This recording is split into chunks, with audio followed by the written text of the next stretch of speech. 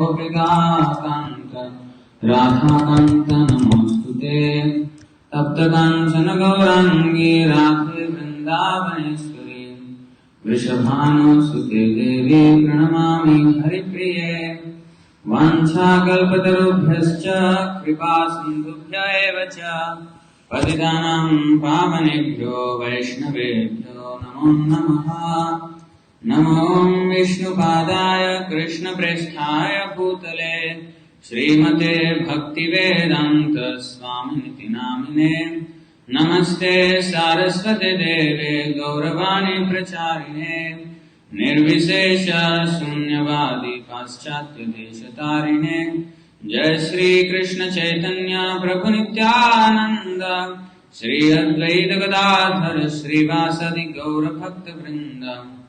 Hare Krishna Krishna Krishna Hare Hare, Hare Ram Ram Ram Hare Hare. So welcome to this session of Bhagavad Gita. So today's verse will be the second verse of the second chapter of Bhagavad Gita.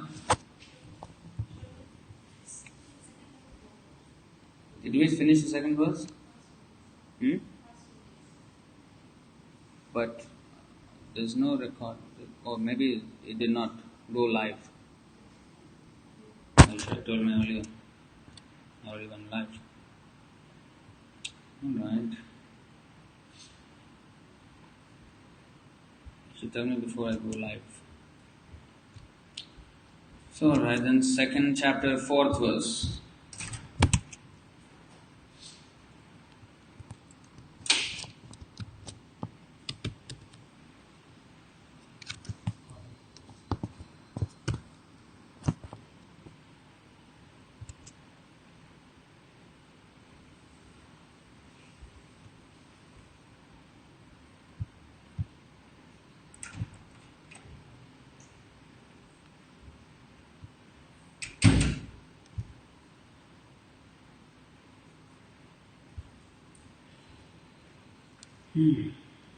Arjun उवाच कथं भीष्मम् अहं संख्ये द्रोणं च मधुसूदन इषुभिः प्रतियोत्स्यामि पूजार्हाव आरि सूदन। अर्जुन उवाच कथं भीष्मम् अहं संख्ये द्रोणं च मधुसूदन इषुभिः प्रतियोत्स्यामि पूजार्हा वरिसूदन। अर्जुन उवाच कथं भीष्मम् अहं संख्ये द्रोणं च Madhusudan इषुभिः प्रतियोत्स्यामि पूजार्हा वरिसूदन। Please chant. Prabhus. Arjun उवाच कथं भीष्ममहं संख्ये द्रोणं च मधुसूदन इषुभिः प्रतियोत्स्यामि पूजार्हा वरिसूदन। अर्जुन उवाच कथं भीष्ममहं संख्ये द्रोणं च Madhusudan इषुभिः प्रतियोत्स्यामि पूजार्हा वरिसूदन।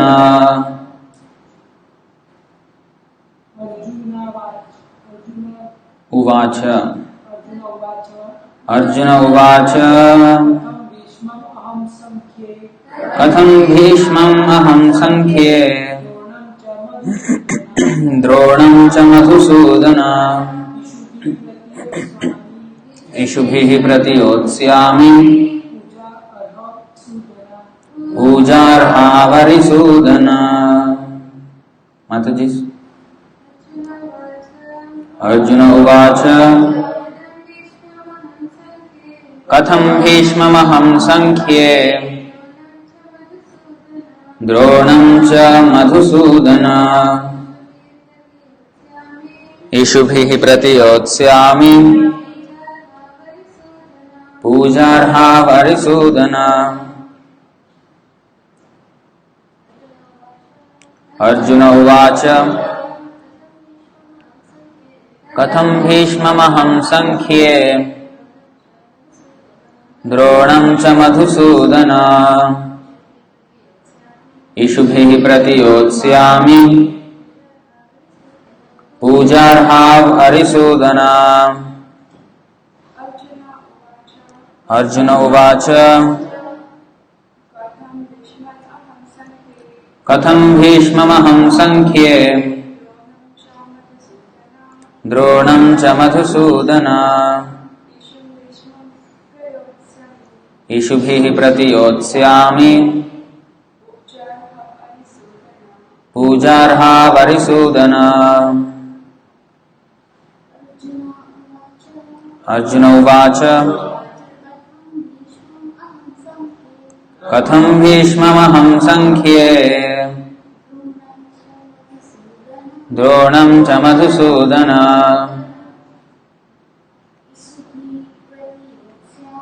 इषुभिः प्रतियोत्स्यामि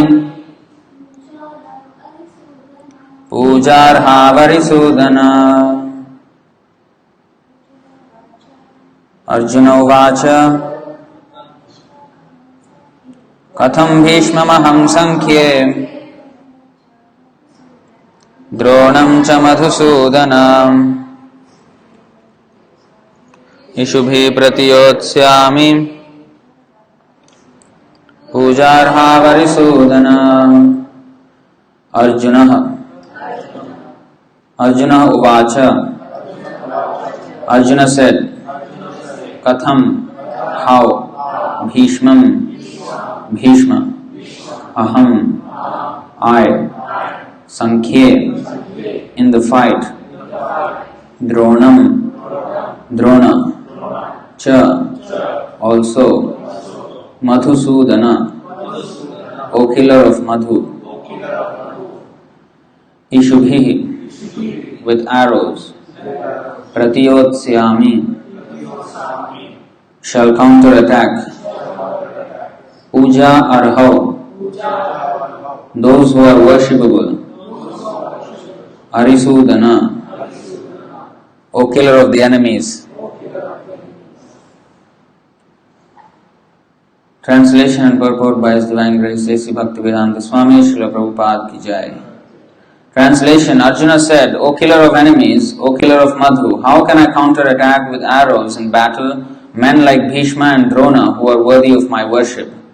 Please repeat. Arjuna said, O killer of enemies, O killer of Madhu, how can I counterattack with arrows in battle men like Bhishma and Drona who are worthy of my worship?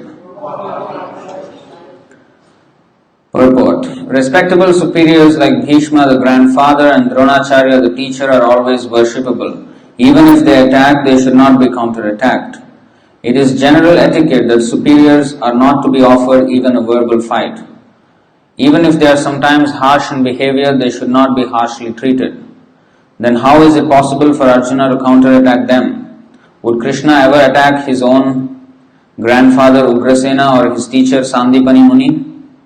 These were some of the arguments offered by Arjuna to Krishna.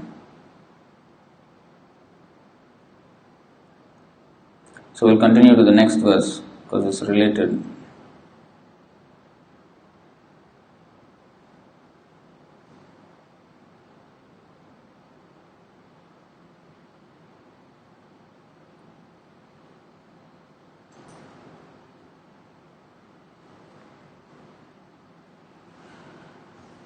Second chapter, 5th verse. Guruna hatva hi mahanubhavan shreyo bhoktum bhaikshamapiha loke hatvartha kamanstu guruni haiva bhunjiya bhogan rudhira pradigdhan. It would be better to live in this world by begging than to live at the cost of the lives of great souls who are my teachers. Even though desiring worldly gain, they are superiors. If they are killed, everything we enjoy will be tainted with blood. Purport. According to scriptural codes, a teacher who engages in an abominable action and has lost his sense of discrimination is fit to be abandoned. Bhishma and Drona were obliged to take the side of Duryodhana because of his financial assistance, although they should not have accepted such a position simply on financial considerations. Under the circumstances, they have lost the respectability of teachers. But Arjuna thinks that nevertheless they remain his superiors, and therefore to enjoy material profits after killing them would mean to enjoy spoils tainted with blood. So, this is again another consideration of Arjuna. This Bhagavad Gita classes on Wednesdays has been going in a series starting with the first chapter, first verse, and now we are in the second chapter, fourth verse. So if we look at the first chapter, this is all the subject of the first chapter. Arjuna putting forth his arguments.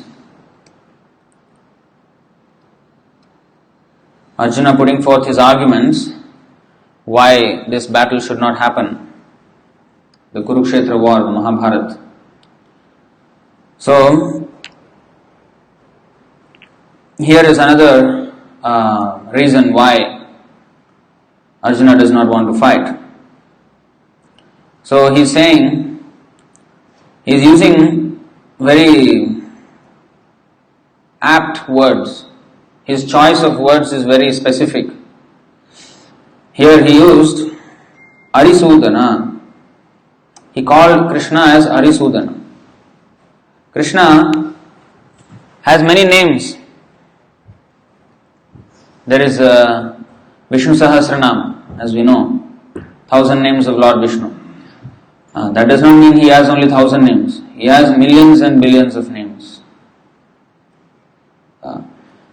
All these names have come about depending on his activities, his leela, his pastimes. Like he is called Yashodanandan because he has accepted Yashoda as mother. We did not specifically accept our parents. We were forced to accept them as our parents. But Krishna is not forced. He chooses whom he wants to accept as his parents. Yashoda, Nanda Maharaj, they are great souls like Devaki and Vasudeva. In their previous lives, Sutapa and Prishni, they did such severe austerity, tapasya, that for 12,000 years after they got married, at that time in those yugas, that lifetime used to be very long. They used to live many thousands of years. So these couple, they meditated on Lord Vishnu for 12,000 years without even eating cooked food, only dry leaves that have fallen from the tree.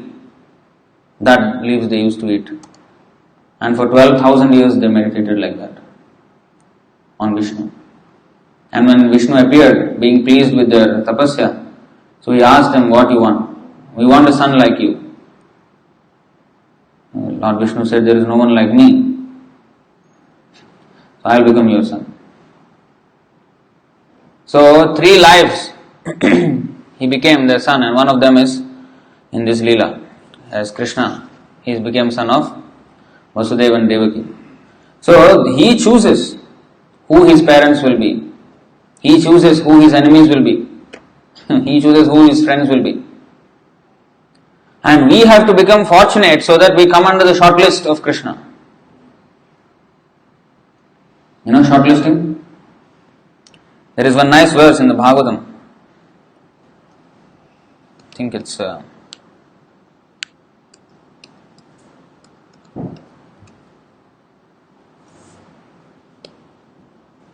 yes. You see, this is in the 10th canto, 12th chapter. This for 7 to 11, 5 verses. This is describing the position of Krishna's friends. Krishna used to, when he was a boy, he accepted the profession of a Vaishya to tend cows. He was tending calves, and he had many friends who were with him and going to the forest, and they had unlimited number of cows, not simply some 10 cows, 20 cows, 50 cows. No, they could not count. Crores, all these numbers all fail to count the number of cows they had. That many cows. So, this is not exaggeration. We should not write it off as a Hindu mythology. No, it is not. It is actually fact. So, Krishna can put trillions of cows in the Chaurasi Kosh, the 84 square mile district of Mathura. In that Vrindavan is a part. In that Vrindavan, in that Govardhan hill, that area, trillions, no count of cows. And no count of Krishna's friends also, how many there were. And when Krishna was dancing in the Ras Leela, no count of the number of gopis that he was dancing with. Not some 20 girls or 100 girls, no. No count of the number of girls he was dancing with. That is Krishna. He is unlimited in every respect. And also, he put those unlimited girls, boys, cows, everything in the small space. Space-wise, there is no control. He is not controlled by space. And he is also not controlled by time. For example, Krishna danced with the gopis, Ras Leela, for one night. One whole night he danced. But actually, he danced for one night of Brahma. You know how long is one night of Brahma? 4,300,000,000 years. Yes. 4,320,000,000 years of our earth years. That is one night. And similar is his time of day. 4,320,000,000 years. So 8.6 billion years is his 24 hours. Lord Brahma's 24 hours. So for one night of Brahma, he danced with the gopis. And after the dance finished, the gopis felt it like as if it finished in 1 second. But it was all fit into one night of the earth in our planet here. How to explain these things? Krishna can compress any amount of time and space, or he can expand any amount of time and space. Like for example, as Mahavishnu. As Mahavishnu, he is breathing. He is lying in the ocean and he is breathing. So how long will it take for you to breathe? One breath. Maybe, don't extend, just normal. Maybe 1 second, 2 seconds maybe. So in that time, what is happening? When he is exhaling, not only from his nostrils but also from every pore of his body, millions and trillions of universes are coming out. We are not talking about planets, we are not talking about solar systems, we are not talking about galaxies, or whatever you see in the sky, whatever it is, it's all one universe. We don't even see the full universe, whatever we see. That is one universe. Like that, millions and trillions of universes are coming out from his body when he is exhaling. And when he is inhaling, all of them are destroyed. So now we are sitting here. This is during his exhalation period. And when he inhales, all the universes go back, everything will be destroyed. Pralaya, Mahapralaya. So in those 2 seconds, so much explanation. How long is the existence of the universe? When Brahma dies, this universe will be destroyed. And when Brahma was born, that time the universe was created. The universe was created and immediately Brahma was given birth. And Brahma lives for 100 years. We know what is his calculation of one day, 8.6 billion years, our earth years, 8.64 to be exact. That is one day, and 30 such days is 1 month, 12 such months is 1 year, and 100 such years he will live. This is not my speculation, it is actually there. In the Bhagavad Gita, 8:17, chapter 8, text 17, Sahasra Yuga Paryantam Aharyat Brahmano Viduh Ratrim Yuga Sahasrantam Teho Ratra Vido Janaha.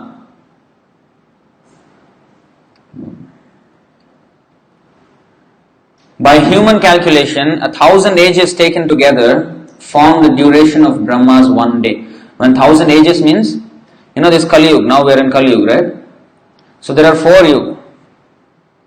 yugas. First is Satya Yuga, Treta Yuga, Dwapar Yuga and Kali Yuga. This Kali Yuga will last 432,000 years, of which only 5,000 years have passed, another 427,000 years are remaining. That is this Kali Yuga. And this is the shortest Yuga out of the four.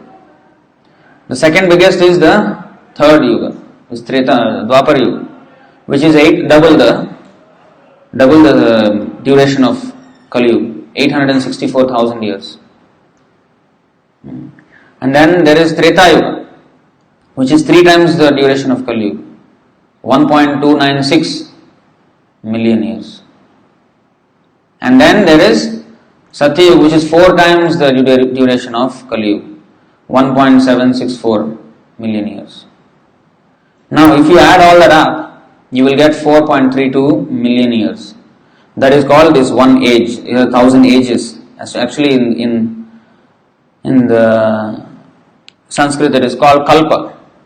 One kalpa is one cycle of these 4 yugas. What happens after Satya Yuga, Treta Yuga, Dwapar Yuga, Kali Yuga? What will happen? Finish? Everything finished? No. Just like in a year, January, February, all the way to December, after that what happens? Time finishes? No. Next January. So like that, after Kali Yuga again Satya Yuga. It is a cycle. There will be partial, but that is not the end of the world. There will be partial pralaya, that is a different thing. So coming back, the 1,000 ages means 1,000 times this repetition of this cycle. When it finishes, then Brahma's one day finishes. Daytime only, we are not talking about 24 hours too. Daytime only, from sunrise to sunset. Just imagine, they say Einstein has come up with the theory of relativity. Here it is theory of relativity. Time is relative according to according to space and movement.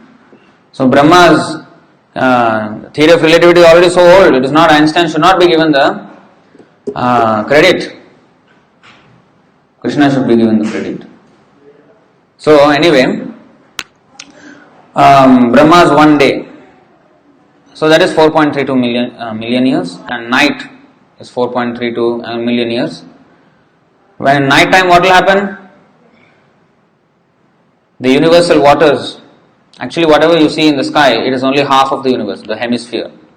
The other half is actually full of water. That is the perspiration of Garbhodakasaya Vishnu. Half of the universe is filled with water. And during the night of Brahma, when night falls, the water level rises.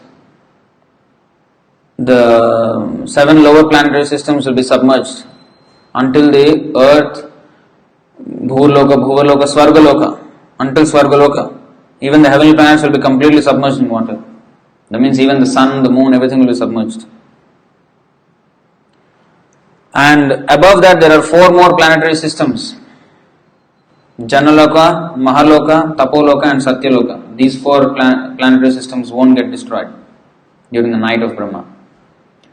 So when Brahma wakes up again in the morning, water level recedes. And then he forgets how to create them again. So the Krishna will give him intelligence. Then he will remember. Just like when we wake up in the morning, we are so drowsy and groggy, we don't remember where we are, who we are. It will take some time to actually come to our senses, unless we are woken up in a shock. So that's how Brahma also feels. He feels groggy also. So it will take some time and Krishna has to actually remind him again. And even we, when we wake up, why do we remember? How do we remember? When it takes that, whatever time it takes for us to come back to our normal senses, how do we remember that? Because of the activity of Paramatma. By his direction, we have completely forgotten whatever we were doing, whatever we were planning, everything forgotten during the night. And in the morning, by his mercy again we remember.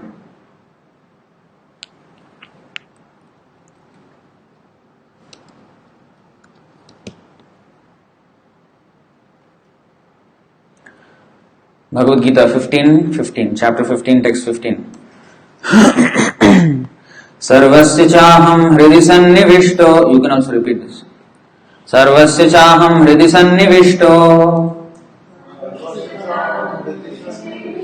Mattah smritir jnanam apohanam cha. Vedaischa sarvairahameva vedyo. Vedanta kritveda videva chaham.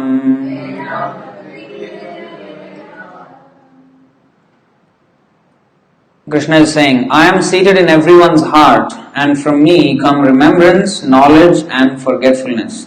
By all the Vedas, I am to be known. Indeed, I am the compiler of Vedanta, and I am the knower of the Vedas. So when we remember, like sometimes we have forgotten something and we try to remember, and suddenly it strikes. Yes, I remember. How does that happen?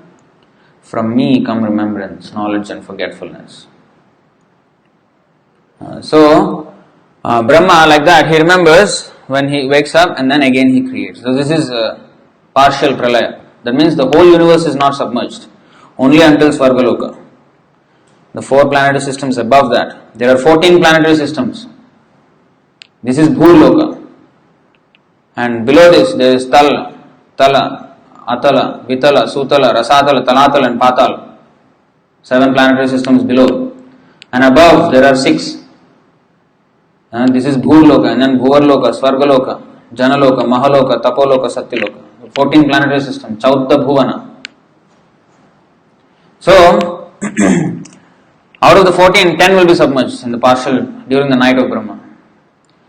But when the death of Brahma happens, after 100 years of his life, at the end of the universe, the whole thing will be submerged. Pralaya. The description of Pralaya is also given. At that time, the rain, first of all, there will be the scorching heat. So much heat, the sun will become 12 times as hot.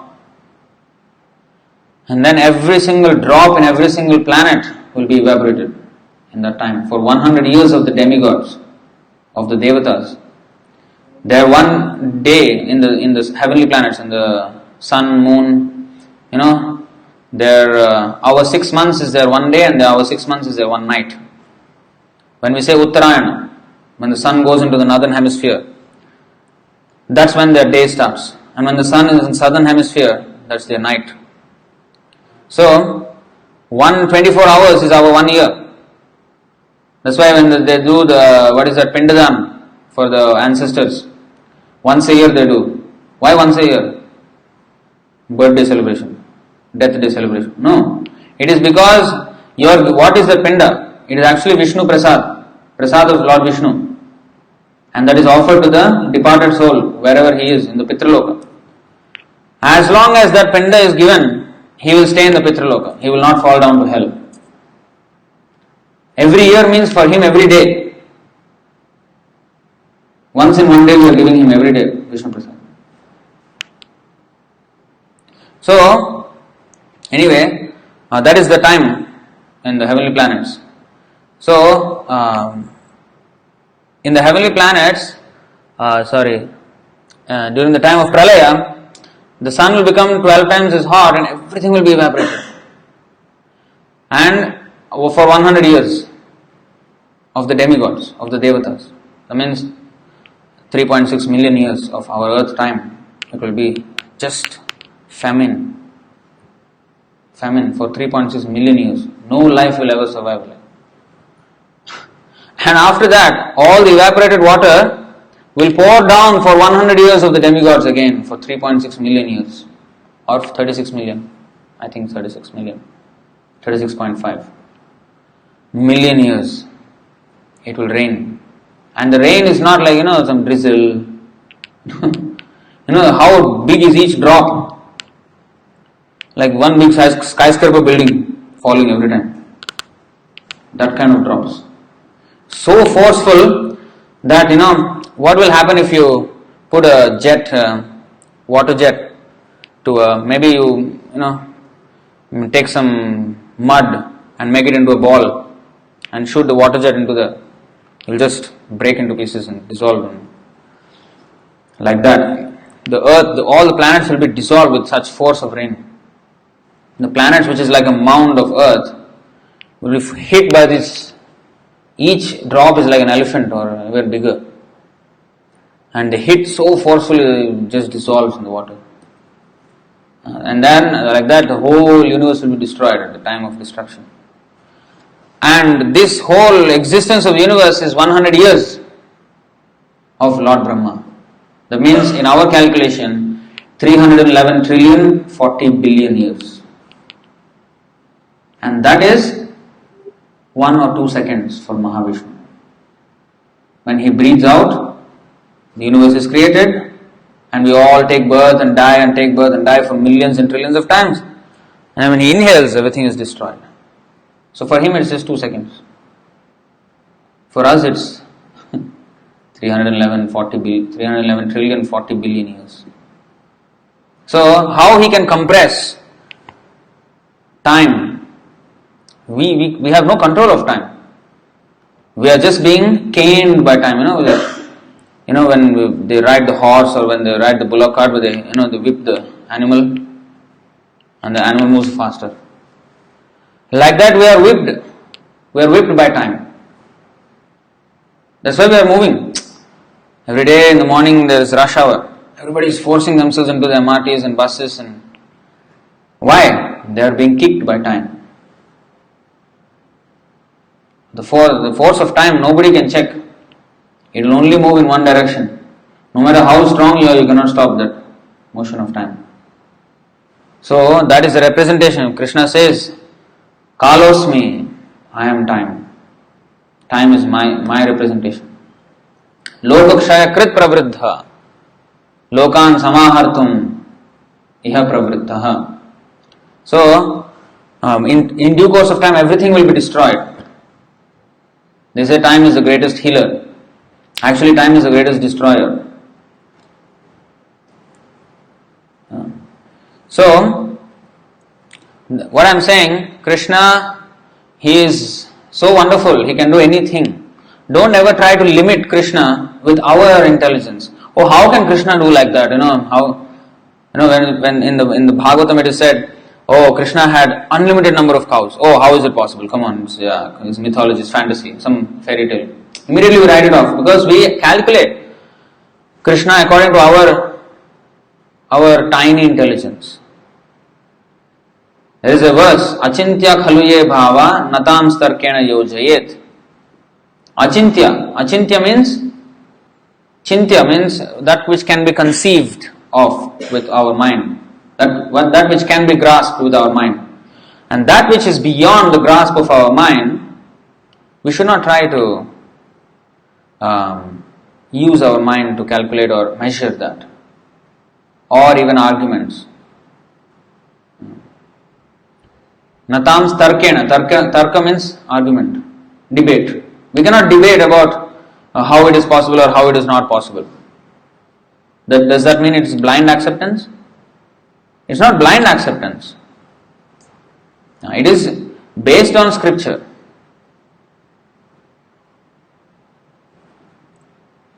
Blind acceptance means without any reference. Simply I will accept because he says so. But Krishna, when he says that, because if somebody else says, that can be defective. But when Krishna speaks or when the self-realized souls, they speak, there is no defect. Those words we have to accept as they are. We should not churn out a different meaning. Just to make it more poetic, it was said, oh, unlimited number of cows. No, it's not poetic expression. It is actual reality. So that is Krishna's potency. So we should always accept the supreme position of Krishna, and anything is possible for him, and we should not calculate him according to our capabilities. Because we cannot say that Krishna also cannot do it. So Krishna is so powerful, and he has many names like that. Vishwambhar means he is holding the entire universe with his power. So like that he has many names, and here Arjuna chose the word Arisudana. The name Arisudana. Ari means enemy, and Sudana means one who kills. The killer of enemies. Why he chose this verse, this name? He is not asking Krishna, you are a great killer of enemies, so you please fight. No. Because Krishna took a vow, he will not fight. But now he is using this word because Arjuna is, although he is putting forward all arguments, he is understanding that these are all doubts which are making him confused about his real duty. So these doubts, what is doubt? When we are not sure what decision to take, we are in doubt. There are too many options. Or something is too convincing. When we know that we should be doing something else, but something else seems too convincing than what the course of action we are taking. Or we are too convinced about what we are taking, but then somebody else says a different possibility, and then we are at crossroads, what to do now. So this is doubt, when we are not sure what course of action to take. That is a doubt. So Arjuna is not sure, because on one side he knows, as a Kshatriya his duty is to fight. Just like in Ramayana, what happened? Ram had to face his own sons in a fight. Love and Kush. If you know the story of Ramayana, Lord Ram had to face his own sons. That did not stop him from fighting his sons. That is Kshatriya spirit. Even one's own father, one's own enemy, however close he may be, when fight is there, he should fight. That is Kshatriya dharma. One cannot come to the battlefield and say, no, I will not fight. I did not know you were the enemy. No such thing. Whether I know it or not, I have to fight when the fight opportunity comes. That is the principle of Kshatriya. So on that grounds, Arjuna knows he has to fight. And whom he had to fight? Okay, it is my relative, it is something. But how to? On one side it is Bhishma, Drona, who are not only relatives or what, more than any relative. Grandfather and teacher. And he is asking this, would you have killed your Guru Sandipani Muni or your grandfather Ugrasena? Indirectly he is pointing at that. Prabhupada mentions in the purport. So you won't kill your grandfather and Guru, you are asking me to kill. See how he is. So kill this doubt in my mind. That's why he called him Arisudana. Kill this doubt. Other place, another verse, Madhusudana he said. You are the killer of the demon Madhu. You killed the demon Madhu. You did not kill your own family members. But now you are asking me to kill my family member. You see, you have put me in a more difficult situation. Because actually to kill Arjuna is not, for him it's not a difficult task. Arjuna even fought with the demigods and defeated them. All the devatas were defeated by Arjuna. When Krishna and Arjuna were in the battlefield, the entire 330 million devatas come together, they cannot defeat them. That was their power if they stood in battle. So great they were. So who is, of course Bhishma was a better warrior than Arjuna. But still, with Krishna on his side, Arjuna's victory was assured. But still, you see, Arjuna, how he is putting forward. How to, why to? It's not about whether he can kill or not. Should we kill or not? So this is how we should always gauge our actions from all angles of vision. Not just because I can, I should. No. We may have the capability to do something, but should we be doing that? Because that capability also is given by Krishna and he can withdraw it at any time. That's exactly what happened to Arjuna. What happened to him? He was such a great fighter, right? The greatest archer at the time. When Krishna left the world, he could not fight with some cowherd men who kidnapped Krishna's wives.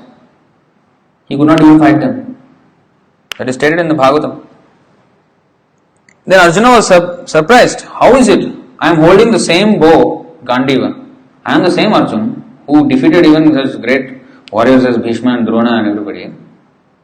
Even Indra. Not Indra, other demigods. So, I could defeat even them. What is this? Some cowherd man I cannot defeat.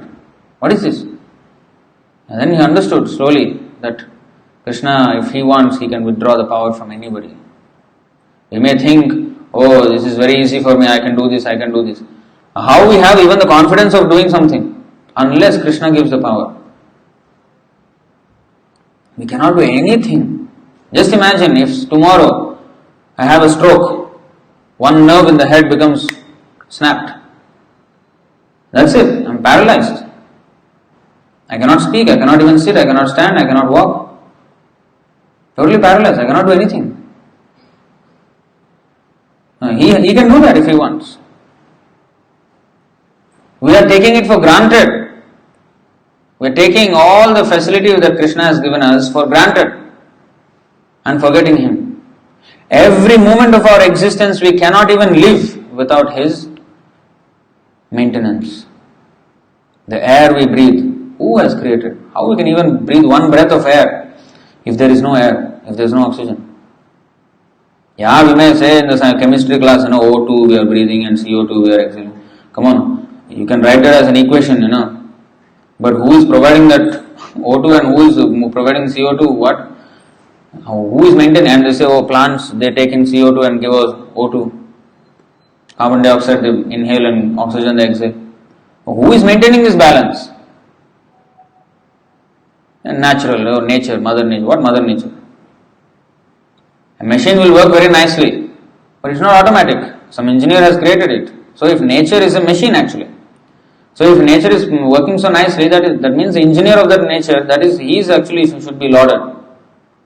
So Krishna has provided for everything for our maintenance. So every second of our life we should remember that I cannot do anything without his mercy. So after this facility we have gotten, we should not use the facility to go against the Lord. We should know that, Krishna has given me so many things, everything. So I should serve Krishna with whatever I have. Every time, every second of my time, I should spend in Krishna's service. Every decision I make should be favorable to Krishna consciousness. Every action that I do should be favorable to Krishna. So, how to determine whether my action is going to be favorable to him or not? Not that, Krishna, you please make my business profitable. It is alright to pray to Krishna for a profitable business, provided the profit is given to Krishna. Not that I keep the profit and then ask for Krishna to, give me that profit. There's nothing wrong in asking for the profit, but give all the profit to Krishna. Then yes, that is pure devotion. Pure devotion means everything for Krishna. How to give to Krishna? Not that, one businessman told me like this. When I went to his, Indian man. Sometimes Indians are a bit too smart. They think they know everything. This is the problem with Indians. This is why Indians don't take this very seriously. Other races they are taking seriously nowadays. this Bhagavad Gita. Indians are becoming lax. Why? Because they already know everything. They think they know everything. When we say Prabhu read Bhagavad Gita is our culture. Suppose the American guy says to an Indian, read Bhagavad Gita, sir. Immediately, come on, I am Indian. No? I know. In our country, Janmashtami is national holiday. He will say like that.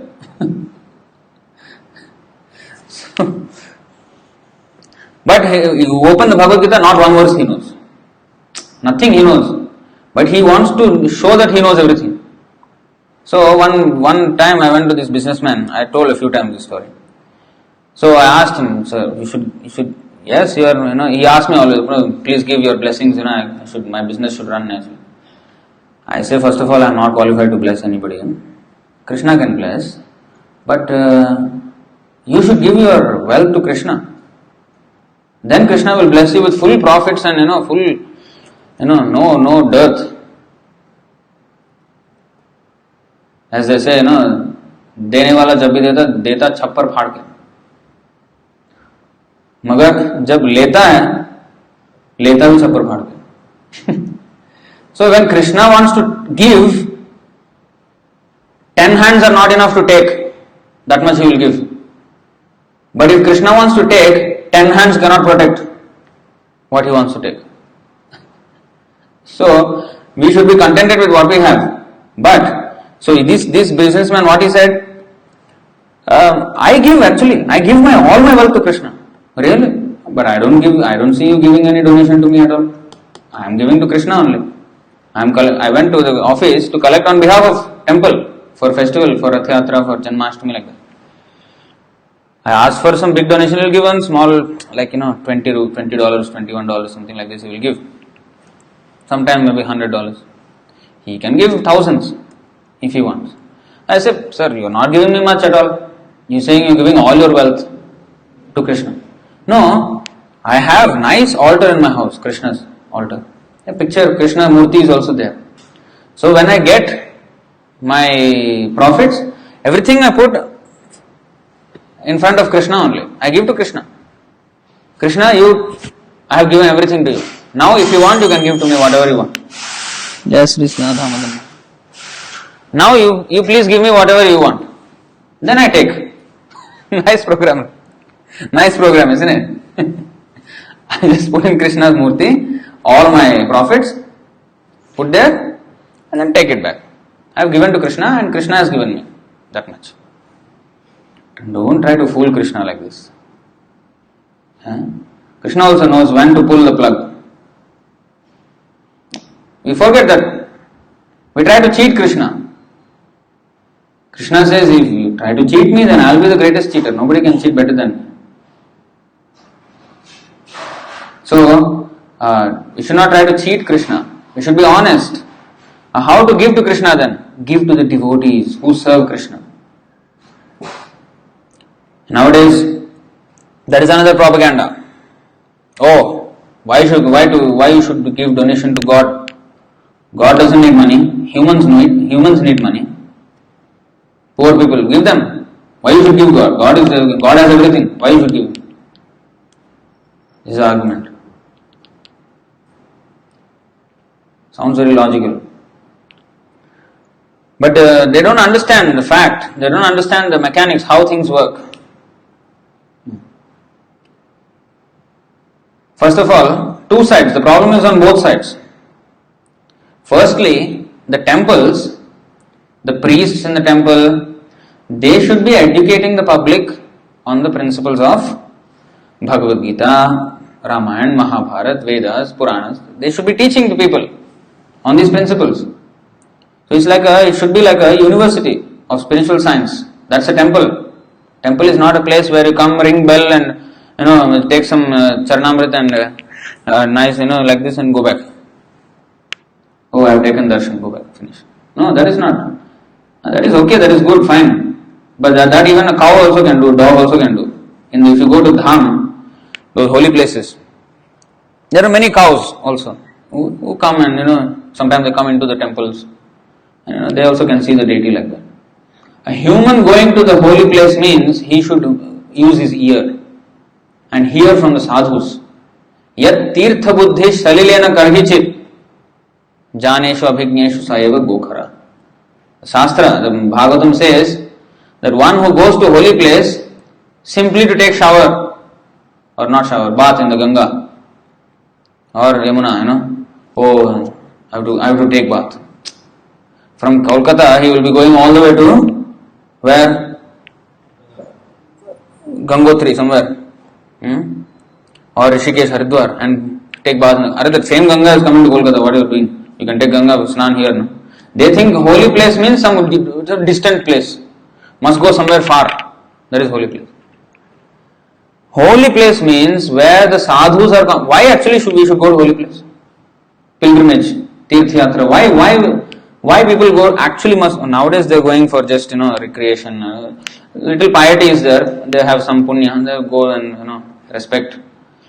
But that is not the real motive of going to holy places. One should go to holy place so that, because the sadhus, they all will be in the holy place, so that you have a chance to associate with them. Because in my life, when I am working, when I am running like a dog from morning to night, and I'm maintaining family and this, that, so many tensions, this, that, I don't have an opportunity to associate with sadhus. So let's take a break and go to the pilgrimage. Nowadays also they do. Now because there is no God consciousness, there is a vacation. Oh, go to some exotic place and have some sense gratification and come back. Or go to some holiday somewhere, beach resort, something, come back. So this was the break. Yes, everybody who works, they need break. But now because the lack of God consciousness, they are going on holiday. Simply this location, that location, that. Previously they used to take break, yes. They used to go to pilgrimage. So that they use that break time also for more spiritual advancement. Associate with sadhus, hear from them. Like when Mahabharata was going on war, Vidura did not like the whole thing. He did not want to support Pandavas or Kauravas, he left. What did he do? He went and associated with Uddhava, Maitreya, great sadhus. And he took instruction from them. And then he came back after the war was finished. He came back and he was astonished to see Dhritarashtra still sitting in the palace. He was astonished. Immediately, his own brother, Dhritarashtra is his own brother. Then he went to him and said, aren't you ashamed? You have allowed your son to go and scheme against his Pandavas the whole life. From when they were small boys, you encouraged your son to scheme against the Pandavas and to kill them and to give all sorts of trouble. When their wife was being disrobed, you did not say anything. When they were trying to usurp the kingdom, you did not say anything. When they cheated in the gambling match, you did not say anything. You totally supported your son and against Yudhishthir. Now after all your sons are finished in the most horrible way, most disgraceful battle, and now you shamelessly still sitting and eating the food that is cooked by those whom you wanted to kill? Are you a dog or what? To eat the remnants of food that they have eaten, to eat that. Actually Bhima wanted to kill Dhritarashtra. Yudhishthira said, no, we should not kill. We should maintain who he has now. All his sons are dead, we should take care of him. We are like his sons now. Bhima wanted to kill him straight. So Vidura spoke such harsh words to Dhritarashtra. Immediately that night, without telling Yudhishthira Maharaj, Dhritarashtra left. He left to the forest. His wife also left. Because if he tells Yudhishthira Maharaj that I am going to leave, Yudhishthira Maharaj won't allow. So what I am saying, Vidura, he took that time when he was not involved in any family, he didn't want to be involved with family affairs, all politics. He went pilgrimage. And after that, all the association with sadhus, then he came back and he enlightened Dhritarashtra. And Dhritarashtra understood, yes, what am I doing even? I should leave this place. And he left. And he went to the forest and he got liberated from there. So, actually Dhritarashtra knew that yes, I know. He in fact says that in Mahabharata. I think Bhagavatam also. Yes, I know very well that Krishna is the Supreme Personality of Godhead. I know my son is in the wrong. I know the Pandavas are always righteous. Everything I'm aware of, but somehow by force of providence, I am unable to say no to my son when he comes up with these schemes. What is that? That is actually Krishna's plan. By Krishna's direction, Dhritarashtra had to say yes to it. If suppose, imagine a Mahabharata where Dhritarashtra says, no, Duryodhan, shut up. What Mahabharata will be there? Finish. Mahabharata finish. If the Mahabharata has to go on, Dhritarashtra must say yes to his rascal son. So, although Dhritarashtra completely knew what was going on, what Krishna is, everything he understood, but by some inexplicable force, he was always unable to say no to his son. And that's how Mahabharata happened. So anyway, these are Leelas of Krishna, you see. So Krishna engineers everything. So we should always understand that supremacy of Krishna. And when he gives direction, we should not doubt such instructions. We should not doubt such instructions. Because he knows everything. When he asked Yudhishthir Maharaj to tell a lie on the battlefield, Yudhishthir Maharaj hesitated. You know the situation? You know the situation? Don't know. Yudhishthir Maharaj always spoke the truth. He never lied in his life. So, in the battle, when the Yuddha was going on, when the battlefield was going on, Dronacharya, who was the military teacher for the Pandavas and Kauravas, he was fighting for Duryodhana against Pandavas. He was so forceful, nobody could stop him. Nobody, not even Arjuna, nobody could stop him. And he was killing by the millions. So, Krishna came up with a plan. Because Duryodhana took a vow that he will stop fighting if his son dies. His son is also a great warrior, Ashwathama. Very great warrior. Maharatha. He can fight single-handedly, he can kill thousands. He can fight with thousands of people face to face with his arrows. So, Ashwathama. So, if his son Ashwathama dies, he will stop fighting. This was his vow. But Ashwathama wouldn't die. He also wouldn't die, and he was killing like anything. So, Krishna came up with a plan. Because there was an elephant. First of all, he asked the Yudhishthir Maharaj, you tell, actually first Bhima, he shouted, Ashwathama is dead, Ashwathama is dead. Then Dronacharya did not believe. Bhima will lie and he will lie through his nose if he wants. I won't believe. So he couldn't see him. A battlefield, so vast. He couldn't see. So then Krishna asked Yudhishthir Maharaj, you tell, Ashwathama died. Then Yudhishthir Maharaj hesitated. He did not want to speak that lie. Because Ashwathama did not die actually. Then alright, then Krishna saw that, he noted that, and then alright, there was an elephant with the same name, Ashwathama. And Krishna asked Bhima to kill that elephant.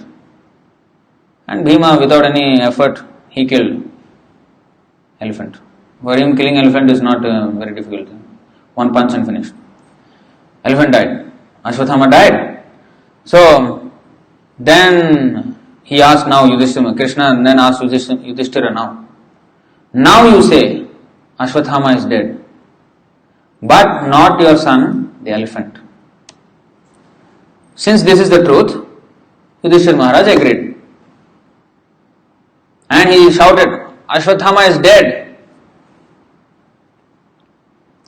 When Dronacharya heard this, he immediately became despondent.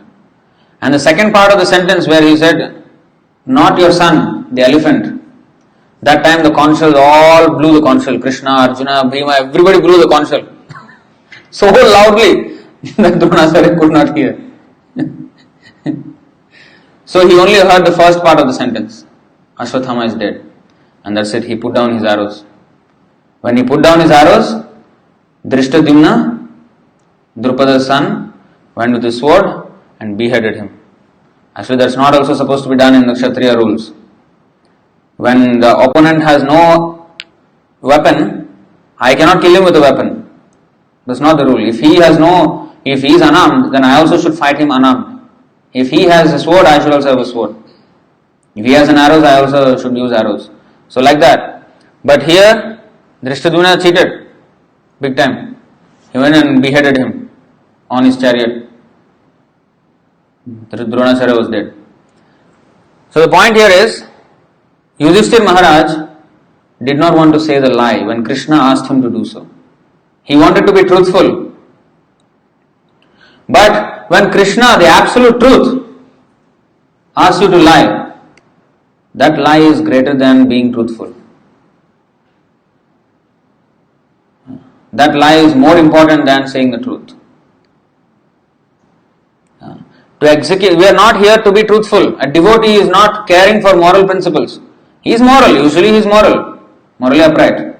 But if Krishna wants him to do something which seemingly appears to be immoral, a devotee will not hesitate. That is devotee. But because Yudhishthira Maharaj hesitated and he did not even carry out that order, and Krishna had to adjust the situation to suit him, that should not be the case. We should adjust to what Krishna wants. Not Krishna should adjust to what we are. So, because of this mistake, after all the Pandavas, everybody, they died, Yudhishthira Maharaj was alone. I don't know if you know, towards the end of their lives, all the Pandavas with Draupadi, they went to Himalayas. First Draupadi fell dead, then Sahadev died, then Nakula died, Arjun died, Bhima died. Only Yudhishthira Maharaj, he did not die, he was going on and on and on. And the dog also was following him. And the dog was actually Indra in the disguise. And then finally when he had the apex, then finally Yudhishthira Maharaj asked, "Oh, dog, you are not an ordinary dog. Ordinary dog cannot withstand these cold temperatures. How is it that you were able to follow me? You must be somebody else. You must be a divine creature. Please show me your true form." Then he showed himself as Indra. Then he said, "You are fit to go to heaven. You are so righteous. So I will take you to heaven. But I will show you hell first." Then he went to hell. And there all very smelly, all full of blood and horrible worms, and everything was gory. Heads were hanging and blood were dripping from different parts of the body. Everybody just killed, and everybody is just eaten by vultures, eaten by some animals. All half bodies were lying down, and live. Some vultures were eating, pulling out the intestines. All horrible scene. And from one of those pools of stool and urine and mucus, Draupadi's voice came, and Yudhishthira Maharaj was totally heart-wrenched. And then Sahadev, Nakula, Arjun, Bhima, everybody was shouting, "Oh, you have come, Yudhishthira, you have come, and you are saving us just by you being here. We are experiencing a breath of fresh air, so please do not leave this place." Then Yudhishthira Maharaj decided, if they are in hell, I will be here only, I will not go from here. And then he was shown, Duryodhan was enjoying in the heaven. He was totally, what is this, what is the use of following any religious principles then? He was like, confused. At that time, 1 hour he saw like this. Then he was told that actually this is just an illusion. Because they wanted to test what he would do. Because he could go to heaven. But because the people were asking, not only his relatives but also others who were saying that we are feeling very a breath of fresh air when you are here. So for them he wanted to stay. So he sacrificed his own heavenly happiness for them. So that was lauded. But the reason why he saw hell, that illusion, was because he disobeyed Krishna. He had to see hell before he went back to Godhead. So this is a lesson for us, that whatever Krishna wants we should do. Anukulyena Krishnanusilanam bhaktiruttama anyabhilashita sunyam.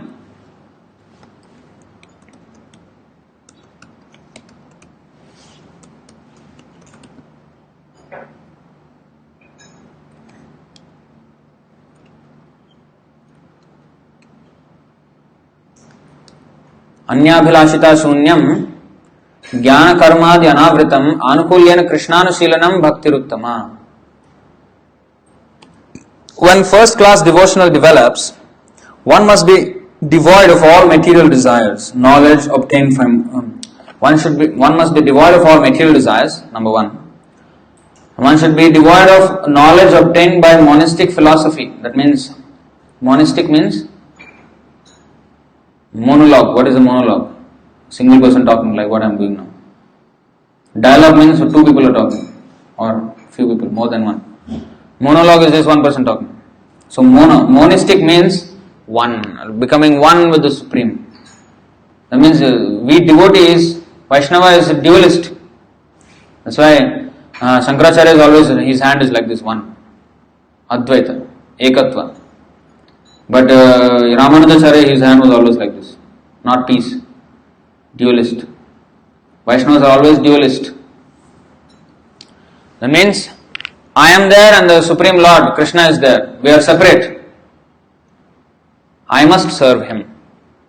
Not that I and him are same. We become Bhagavan. When I become moksha, I become Bhagavan. No, we cannot become Bhagavan. Bhagavan is always Bhagavan. We will always remain Bhakta only, if we want to.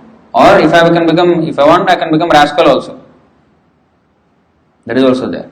But if I want, I can become Bhakta, devotee. So at Vaishnav, he would like to maintain that separatist, not separatist. Stay separate from the Lord and serve him. Instead of becoming merged into his personality or effulgence. Those who want to merge into into Krishna, they become, the Brahma Jyoti, the light coming from Krishna's body, they will become one of the atomic particles in that light. And they will do nothing, just suspended in the sky like that. Without in the material world, not in the spiritual world, just in the mid, suspended. So, devotee does not want like that. He wants to serve Krishna. So, this knowledge obtained from my monastic philosophy, that should not be there. Material desires should not be there. Anya abhilash. Anya abhilash. This word is very important. Abhilash means what? Desire. You know abhilash means what? Desire. Anya abhilash. That means other desire than serving Krishna should be shunyam, zero. That means our only desire should be how to serve Krishna. Not that how to get a big degree, but get big job, or big house, big car, nice wife.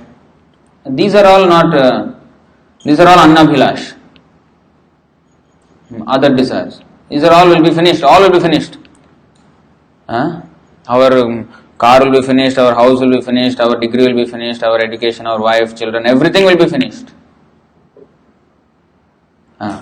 So it is useless desiring them. So one should not waste time unnecessarily chasing these things. But shunyam, zero. And jnana karmadi anavritam. Avrita means to cover. Anavrita means uncovered by jnana and karma. Anukulyena krishnanusilanam. This is very important. The devotee must constantly serve Krishna favorably. Anukulyena. Pratikul means against. Anukulyena means as Krishna wants. Why we don't eat meat? I am vegetarian, sir. That is not the reason why we don't eat meat.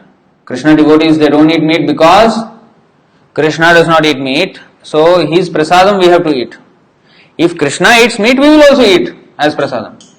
But Krishna says, Patram Pushpam Phalam Toyam. You give me fruit, water, flower, leaf, this category, vegetable category. So we give vegetables and we take that as prasadam.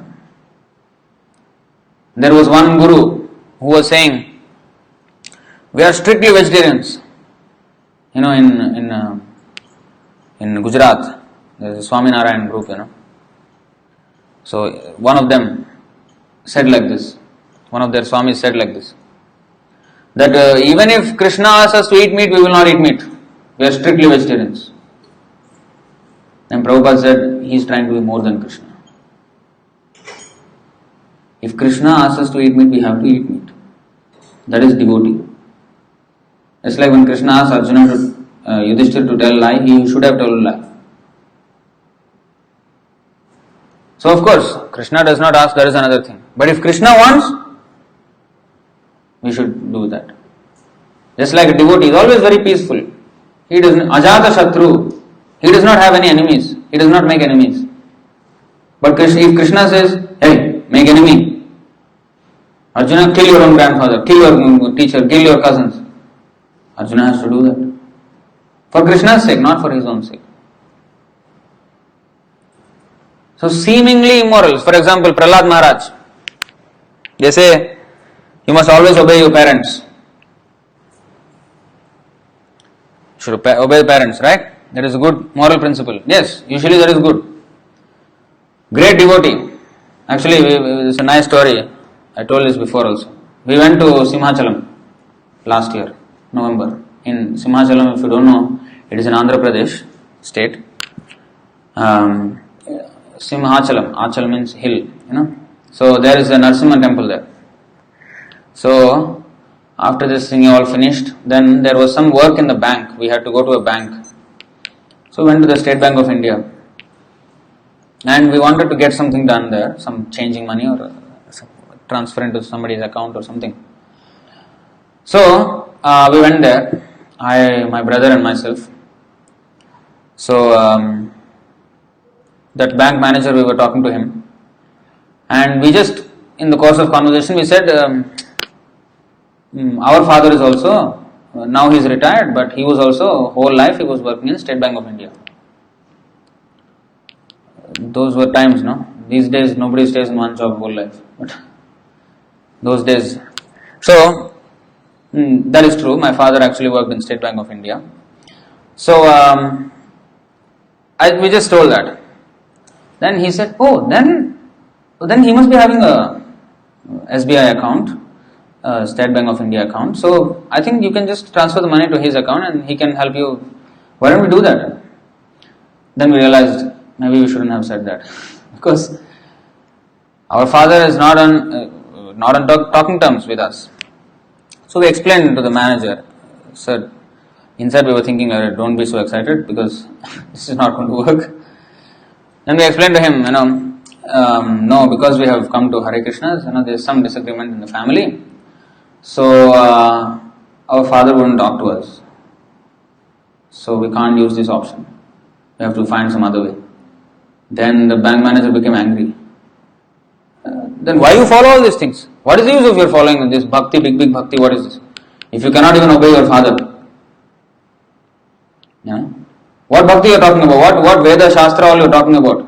First of all, obey your father. You don't have basic moral principles. Then my brother coolly said, sir, this place is called Simhachalam. And here we worship Narasimhadev Bhagavan. And if you think a little bit, Prahlad was his biggest devotee, and Prahlad disobeyed his father. And you are in that Simhachalam, and you are telling us to obey our father when we became devotees of Krishna. Then he silent. Silent, did not say what, he did not know what to do, what to say. Prahlad Maharaj disobeyed his father, and that Narasimha temple, under that Narasimha temple you are having your bank here. And you are talking about obeying father. So, these moral principles, yes, it's not that we are saying that everybody just disobey. No. When the father was like that, Prahlad Maharaj, who's our real father? Krishna is our real father. We have to obey him. So if our so-called father, if is against, or anybody for that matter, then we have no choice but to stick to Krishna. A devotee of Krishna sticks to Krishna. If the parents support that, that is good. Or if the children support that, that is good. But if somebody doesn't support, fine. He will still stick with Krishna. That is devotee. He will not compromise his devotional life for these considerations. Oh, my father will feel bad. Okay, fine, I will leave Krishna. That means I have not understood anything. I should stick with Krishna no matter what. And if the father understands, well and good. If he doesn't understand, fine. There is no loss. There is no loss.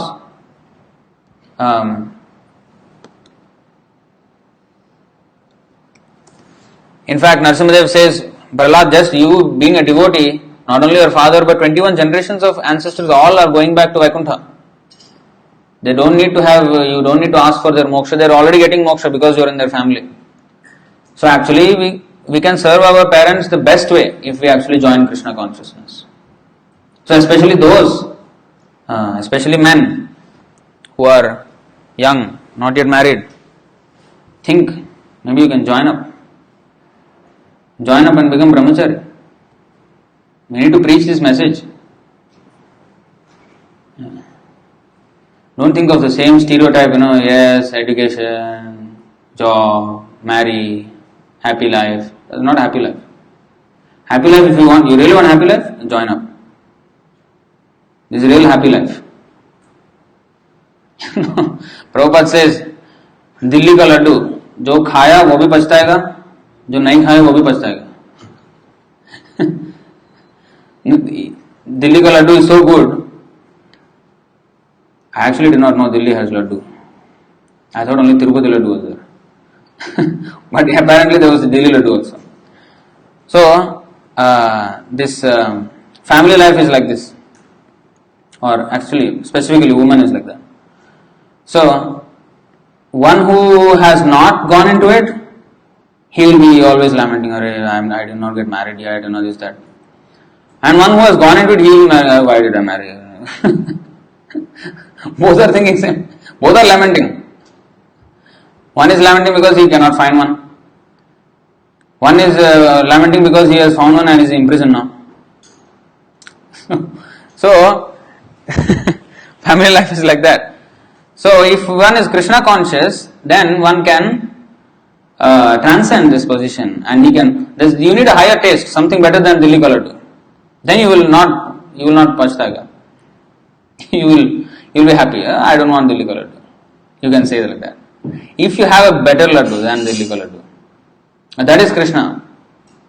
Krishna is as there is one song, Madhurashtakam. Madhurashtakam, Madhuram, Madhuram.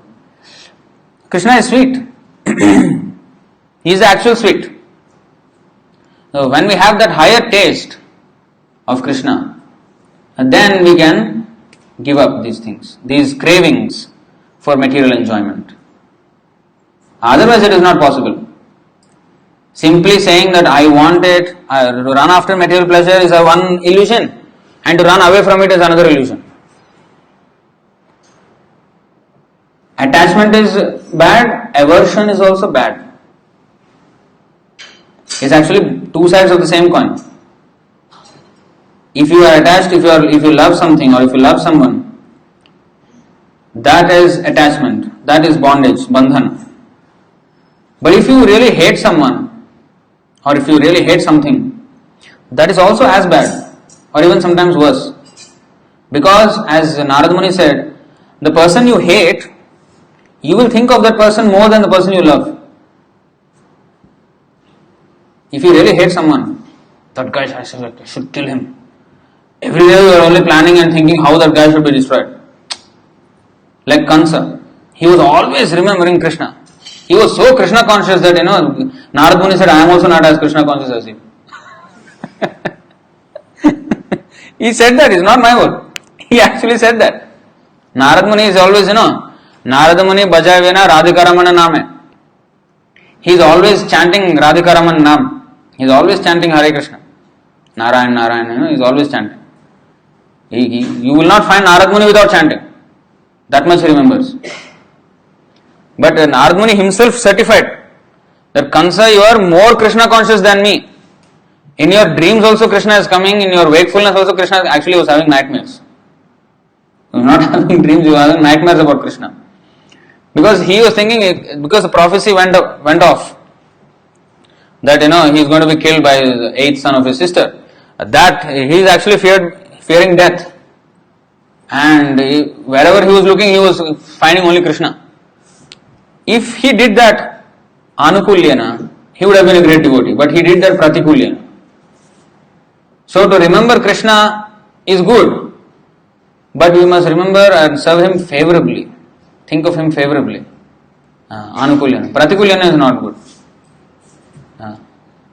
So, attachment and aversion. How to rise above that? One must be firmly established in Krishna consciousness. Very firmly. I think 3 verses. Let me remember.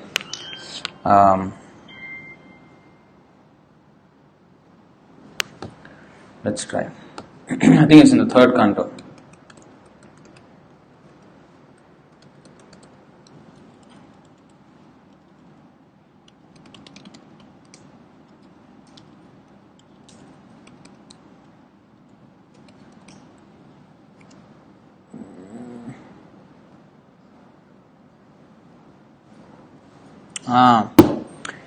Yes.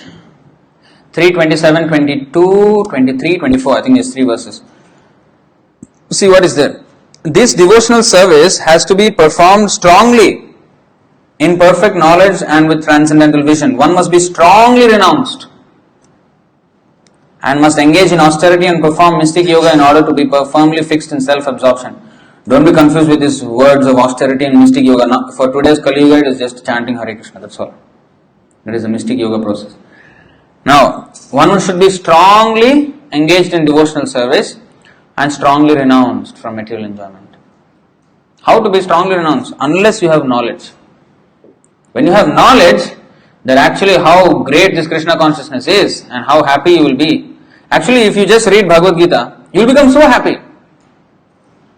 Sometimes people say, oh, if I read Bhagavad Gita, I fear that I will go too much into it and I will forget my material duties. I will not read now. I will read sometime else. Actually, there is one of the elderly gopis. She says like that. One gopi actually. I think it's elderly gopi. If you have any slight tinge of material attachment or desires, if you want to fulfill them, don't ever go and see that boy who is standing at the bank of Yamuna river who is blowing his flute. Don't go and see that boy. Because once you see that boy, you will forget your desires. You will forget all material desires, you will forget. So don't go and see that boy there. Very dangerous boy. So it's reverse psychology. That means if you really want to get out of material attachment desire, go to Krishna. So, strongly. And then next verse also I think.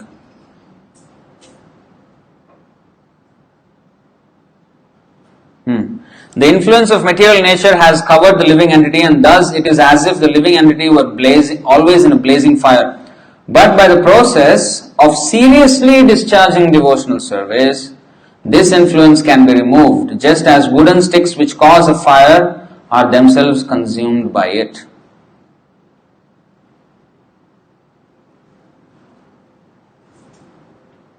See, seriously discharge devotional service. Again, the word will come. I think it's 3:27:21 if I'm not wrong. Let's see.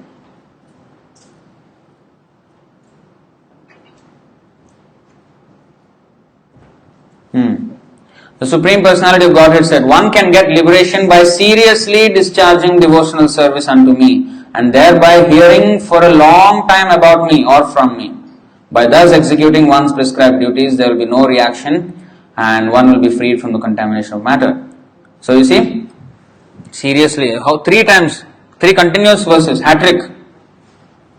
3 times Krishna has said, seriously discharge. And hearing for a long time, not that, yeah sir, I came to a Bhagavad Gita class, very nice class. After that forget, finish, never to be seen again. Why? Oh, he spoke very strongly, he said no material desires and all that. I have family, I have this, I have that. How can I follow all this? The thing is, whether I am able to do or not, I should hear it and hear it and hear it, and one day I will be able to do it. We should, it will not be comfortable to think of it, to give up and join Krishna consciousness. It will not be comfortable to think about it. But we should desire that. Krishna, we should pray like this. Krishna, I am not at all. Oh, I did not show these verses on the screen for the live audience. Alright. Sorry about that. So, we should think that Krishna, I am nowhere close to surrendering to you. Please enlighten me so that I may be one day be able to surrender to you. I am not able to do now, but please give me that intelligence so that one day I am able to do. So we have to pray like this, sincerely. Sincerely we have to think about going back to Godhead to solve these problems of material life. So, to sum it up, as Arjuna did, we should always consider our actions. We should always consider our actions from all angles, whether I am doing right or not. We should consult how to consider. Don't consider just with your mind. Your mind is the worst enemy. You should never confide with your mind. Then how to consider? Mind, I have to use mind to consider. No. Not just mind. Yes, use your mind. But take instruction from Sadhu, Shastra, Guru. And then use your mind to contemplate their instructions and then take the right decision. If you just base on your mind, finish. The mind is waiting only when you will make the mistake of giving it the authority. Once you give your mind the authority, that's it. Game finished. Maya has won. Maya has totally won against us. Once we give our mind the authority. Maya is just waiting for that. And is inducing. Give that to me. Give that power of attorney to me. And once we give it to the mind, finish. Yes, Maya is celebrating. Yes, I have gotten you. You are finished. Game over for you. So that's why we should always consult Sadhu, Shastra, Guru. What is Shastra saying first of all? If you don't have any idea of what is Shastra saying, go to the Sadhu, go to the Guru. Take from them. They know what Shastra is saying. They will tell, oh, Shastra says like this, Shastra says like that. So always stay in touch with sadhus. Sadhu Sangha, Sarva Shastra Koy. Lavamatra Sadhu Sangha, Sarva Siddhi Hoy. Even 1/11th of a second if you associate with sadhu, there's complete perfection is there. Don't go away from sadhus. Don't think you can figure out life in your own way and don't think you can solve all the problems of life in your own way. You will never be able to. Nor will our family help. Nor will our doctor, our lawyer, nobody can help. Our bank balance, nobody can help. Everyone will fail us. We are taking them as so important in our lives. Our family, our bank balance, our work, our company, or whatever. All these things we are taking as important. None of them will save us. Everyone will fail us. Devotees are the real friends. And they will only save you. But we are quick, very quick to throw them apart, throw them far away from our lives. Oh, I went to this Bhagavad Gita class in Sri Krishna Mandir, too much. He is speaking too much. He is simply asking, become renounced and become attached to Krishna. What is this? He is not practical. He has left his family and he is sitting there and he is talking rubbish. And then we have to give donation there.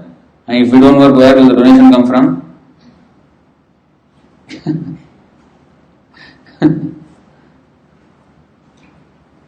Don't think this donation box will be filled up by you or anybody. It will be filled up either way. Krishna will send somehow. And first of all, we don't need all these donations. For ourselves, we can stay in under some tree, anywhere. We don't require all this. Why the donation is there? So that there will be a temple, so that you can come. and take advantage. Once Prabhupada was asked this question, why you should be building temples? Prabhupada said, yeah, we can conduct classes under the tree. Which respectable gentleman will come under the tree and sit down? Who has that much humility, first of all? Who will understand the value of sadhu and actually come and sit under the tree and hear the Bhagavad Gita? I can sit under the tree and give a lecture. Who will come to listen? We want people to come. So there is a comfortable place at least. We can sit down and discuss. And therefore there is requirement of temple. They say, oh, why temple? God is everywhere. Why we need to come temple? Yes, sir, God is everywhere.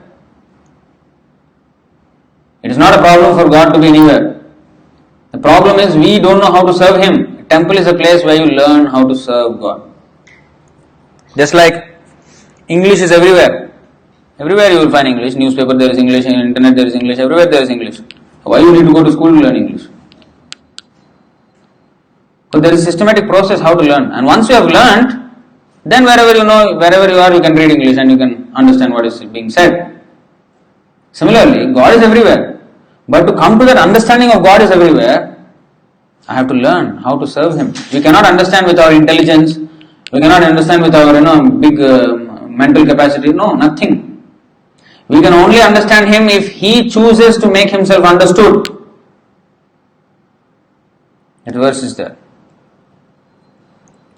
What is that? Nayamatma pravachanena labhya.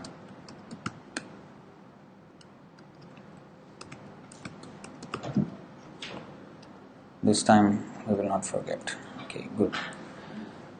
Nayamatma, let's see the. Okay.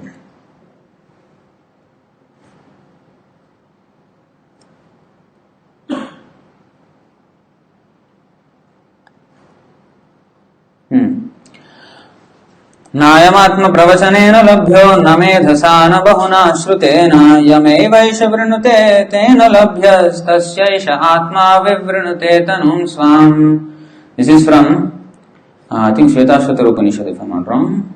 Mundaka Upanishad. The Supreme Lord is not obtained by expert explanations. Pravachan. Nayamatma pravachanena labhya. And why, sir, you are giving big pravachan? Why you are giving big pravachan? We will come to that. By vast intelligence. Oh, I am very intelligent, I will find out. No. Supreme Lord cannot be understood. Or even by much hearing. Still we cannot understand about Him. He is obtained only by one whom He Himself chooses. To such a person He manifests His own form. Some people take advantage of this verse. You know what they say?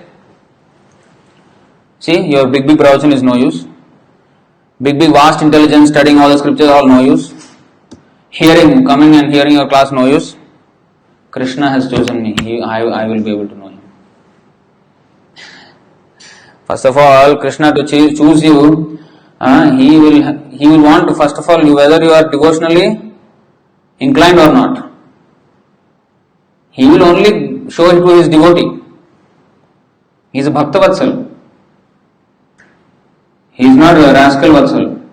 He has no time for rascal. Naham prakasha sarvasya yogamaya samavrita.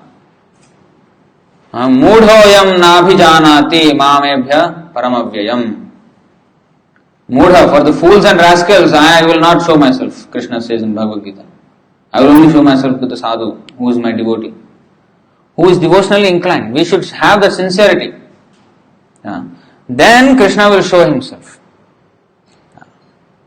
Then Krishna will show. Then we can understand Him. So in the temple we learn how to become that devotee. Manmana bhavamad bhakto madhyaji mam namaskuru. Krishna says, always think of me, manmana bhavamad bhakta, become my devotee. Become my devotee means take initiation, ado guruvashrayam from the guru, and then once you have taken initiation, engage in services, take advice from devotees, how to live, how to live your life and how to engage in Krishna service. Then madhyaji, worship me. Worship me means engage in deity worship, in different services, fundraising for the temple, sell Krishna's books, or write some articles for Krishna, or sing for Krishna, cook for Krishna. There's so many things we can do.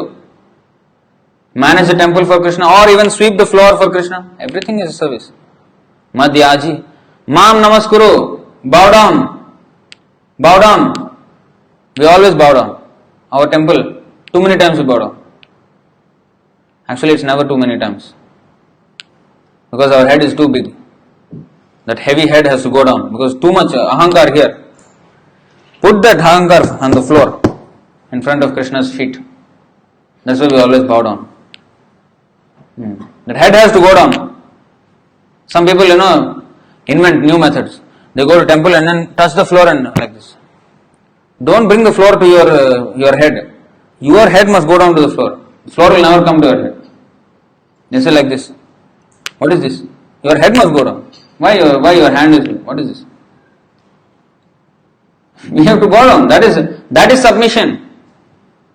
Humility. A sign of humility.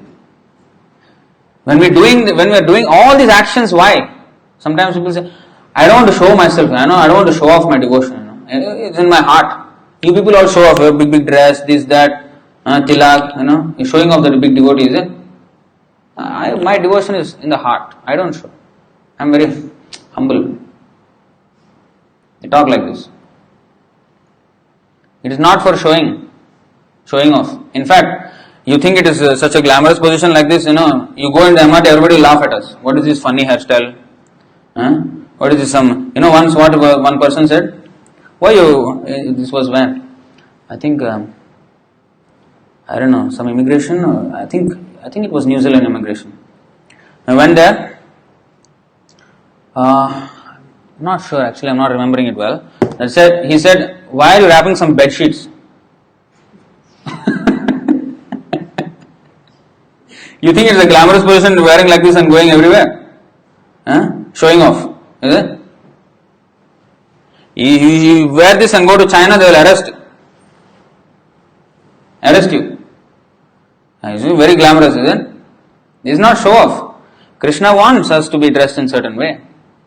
Just like if I am going to a business meeting, can I dress like a sportsman with shoes and with shorts? Can I go to a business meeting like that?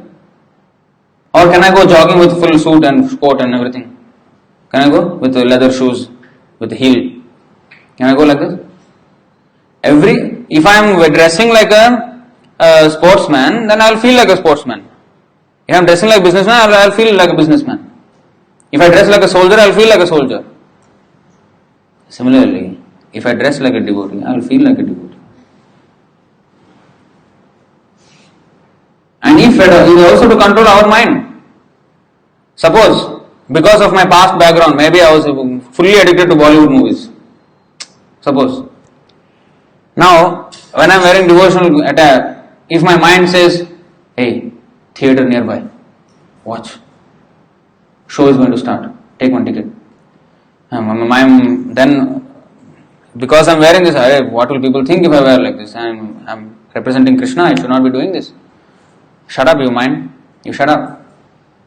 So this is to control our mind also. To not do any wrong action, to not do anything. And also, one more thing. Whoever sees this, see the tilak, kantimala, beads in the hand, and says, hey, this is a Hare Krishna guy. They are saying Hare Krishna. They are getting benefit. They remember Krishna somehow or other. They will benefit. There is only benefit like this. So it is not show off. And it is not as glamorous as you think also. People, in the beginning, everyone who becomes a devotee, he is very shy to even wear this publicly.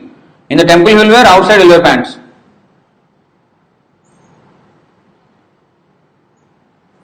You see that? Yeah. Why they are so shy? Because they are so much used to what people will think of me, what people will. As if the whole universe is just watching over you only. Where is this guy going? Microscope. Is it? Nobody cares.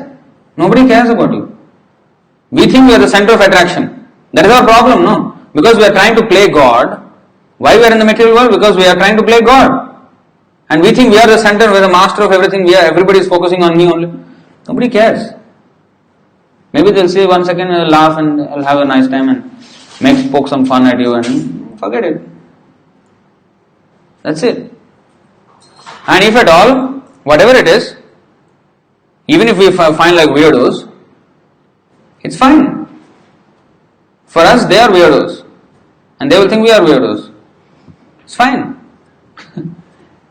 The thing is, we should rise above that position where we agree ourselves to be judged by people who are not devotees. There is one class of people who say that don't allow yourself to be judged by anyone. No, that's wrong. We should always put ourselves under the jurisdiction of the devotees, authorized devotees of the Lord. We should allow them to check us. Prabhu, you are doing wrong. You should not do like this. We should be accepting such instructions. Who is the judge? That's what matters. We cannot allow ourselves to be judged by people who don't know any damn thing about life. They don't know what is the aim of life. They don't know what to do with their lives. They should not, if they tell us something, advice, we should not take that. That's no use. We should take from Guru, Sadhu, Shastra. We should allow ourselves to be judged only by devotees of Krishna. And Krishna. That's all. Guru. That's it. So don't care what the world thinks. So, I'd like to stop here. Any questions or comments on this topic? Do we have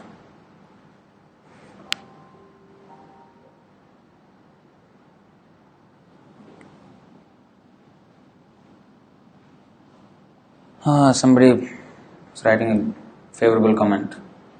Thank you very much. And so we will stop here. Grantaraj Srimad Bhagavad Gita ki, Srila Prabhupada ki, Nitai Gaur Premanande. Hari Hari Bol.